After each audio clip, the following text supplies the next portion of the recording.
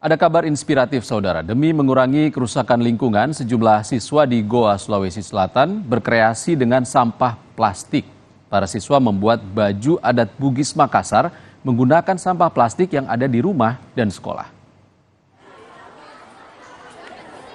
Sampah plastik yang berserakan dan berdampak buruk pada lingkungan menimbulkan kepedulian dan kreativitas sejumlah siswa di SMP Negeri 4 Sungguh Minasa, Goa, Sulawesi Selatan. Para siswa memanfaatkan sampah plastik menjadi baju adat Bugis Makassar. Dihiasi berbagai pernak-pernik, baju adat hasil daur ulang sampah plastik tidak kalah cantik dari baju adat dari kain.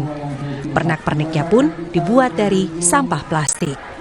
Selain pakaian adat, para siswa juga mengkreasikan botol plastik menjadi aneka kerajinan, seperti bunga penghias ruangan.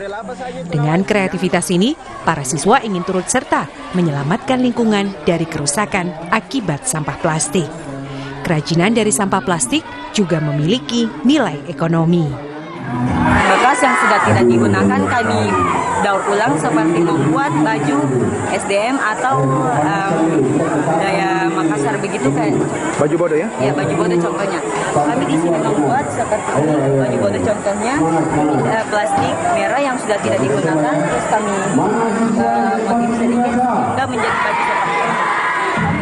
Bentuk daur ulang ini merupakan salah satu tema, merupakan salah satu produk yang sudah memang diidentifikasi apa yang menjadi kekurangan kita di sekolah, dan setelah identifikasi dari beberapa identifikasi itu salah satunya adalah persoalan sampah.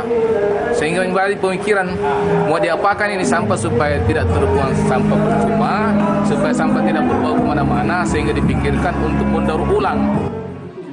Sampah plastik yang digunakan para siswa berasal dari rumah masing-masing dan juga dari sekitar sekolah. Dengan kegiatan ini, ketekunan dan jiwa seni siswa terus dilatih. Aziz, Kompas TV, Goa, Sulawesi Selatan.